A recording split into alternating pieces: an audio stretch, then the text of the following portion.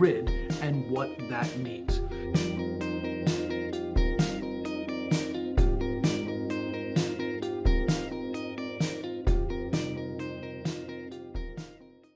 Hi there, I'm Dr. Derek Mueller, Ministry Training Specialist for ShareWord Global.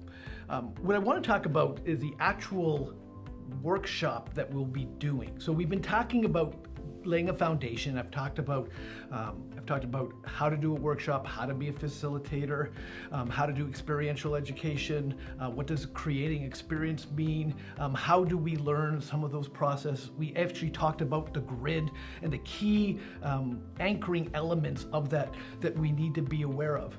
Now what I want to do is give you kind of an idea of a day. Now you need to remember, every context, every situation is different.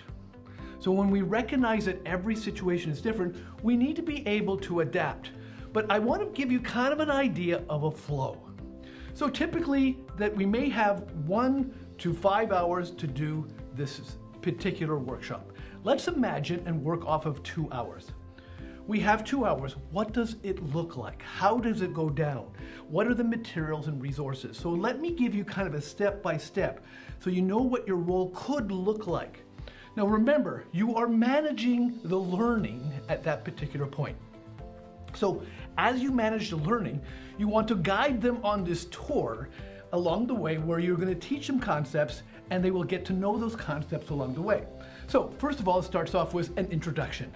Simply introduce yourself, introduce what you hope to accomplish, and introduce the end objective. The end objective is, I want you to feel confidence to share the love of Jesus with others. That's it. That's what we're going to do. And when you leave here, you'll find that it's simple, that it's easy, and that you can do it. I want to make it practical. That's your introduction. You may tell a little bit about yourself, but you're not trying to steal the show, remember, you're trying to facilitate.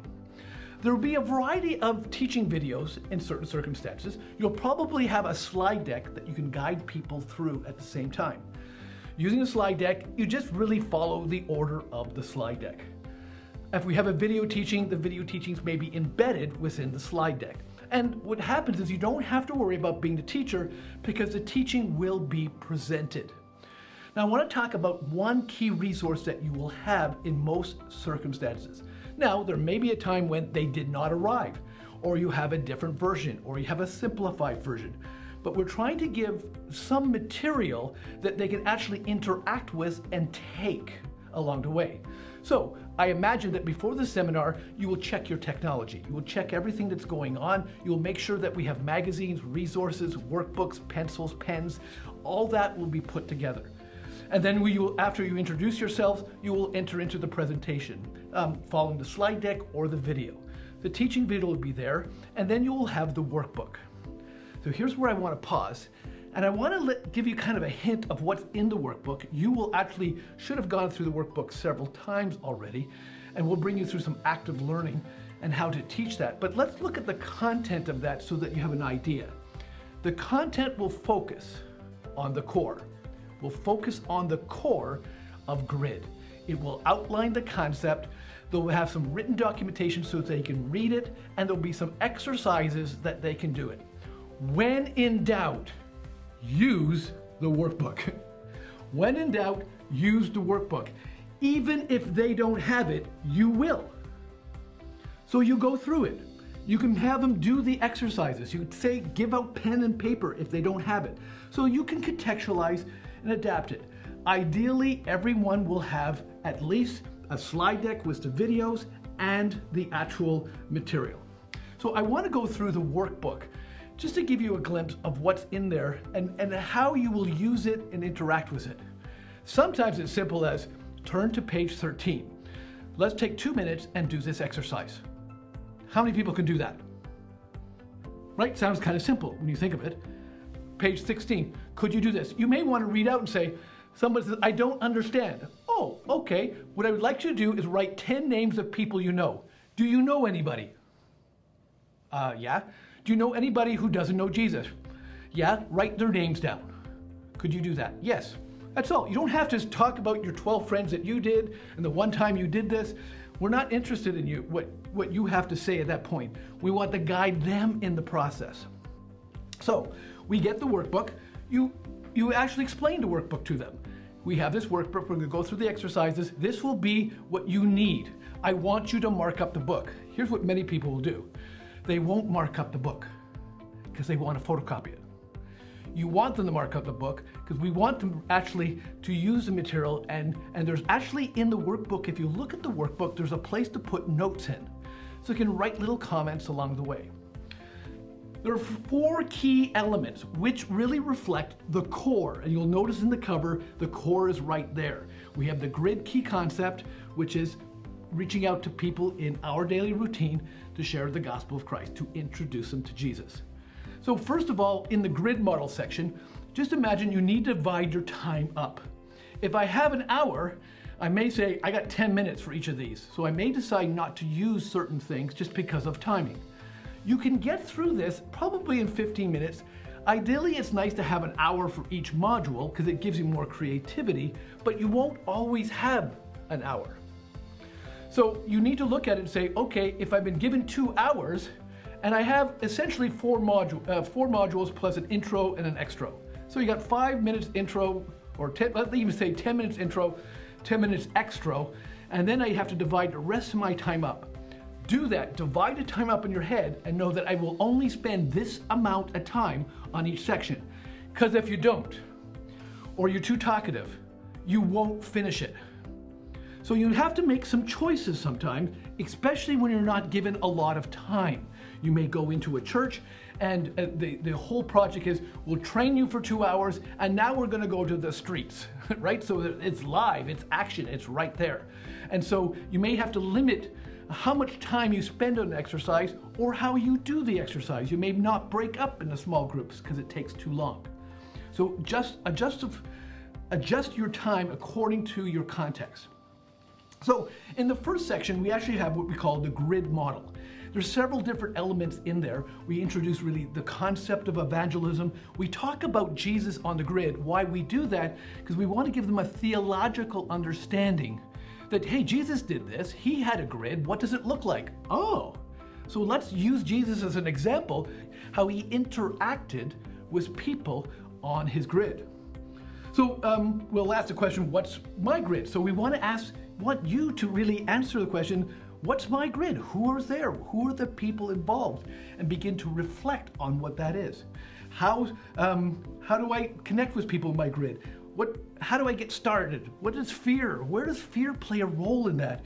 And then we'll review, and we have a little homework assignment there. Well, that's the first section, part of the core. Now again, we're going through the core because we believe the core can be contextualized to any situation. Then we talk about faith story. The ingredients is simple. We do an introduction of what the faith story is, and what we're trying to say is you can do your testimony, you can do your faith story in 3 words, in 3 sentences, or 3 paragraphs. And these are the 3 key questions you're going to need. Here's 3 big sentences, here's the 3 big paragraphs, and then we're going to review. And there's exercises in them for them to actually do it. Remember, when in doubt, use the workbook.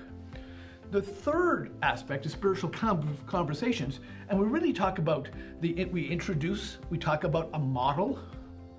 Again, we lead them through the 4 key steps: small talk, personal talk, religious talk, gospel talk. We have some suggested questions. Again, they can brainstorm, and you could actually do an exercise where they brainstorm more questions. We have a call to action, what to do along the way, and then there's active listening and a review. So again, that could be, I would recommend no less than 30 minutes for each of those. It gives you a little elbow room to go through. So then you got a good 2 hours plus your intro and conclusion. Ideally, a 2.5-hour seminar is what you want. You may not have it, so you adapt. You change, you simplify. Again, you're always thinking, what's the point? The point is engage in conversation. Oh, okay. The point is see people around you. Oh, okay. The point is tell your story to connect to their story so you can tell his story. Oh, okay. What's the point? Tell about Jesus. I want to talk about Jesus. The last section is introductions. So we have an intro, we have some random facts, and what we try to do in the random facts is just an illustration of there's some random facts we know about Jesus, what are some random facts we know about each other? And we use that as a bridge to talk about connecting with Jesus. Then we talk about actually a format of introducing. So we use the PRICE acronym. Intro suggestions. We get them ready to do the material.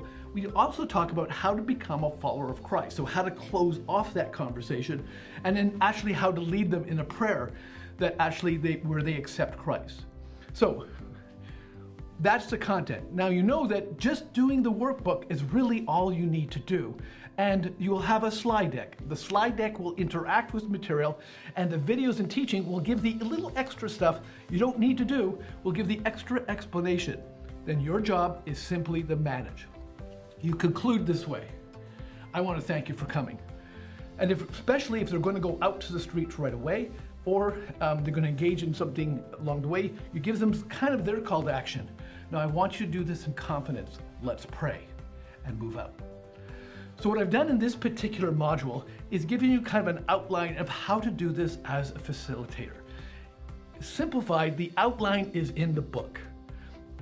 The information's in the slide deck, the teaching's in the videos within the slide deck, but if you know the key components and you have your own workbook, even if nothing shows up, there is no screen, there's no resolution, we don't have any workbooks, we have no paper, no pencil, you could still lead them in exercises and get the lesson across, and they will never know that you were never meant to share anything else. I'm Dr. Derek Mueller, and join me in changing the world.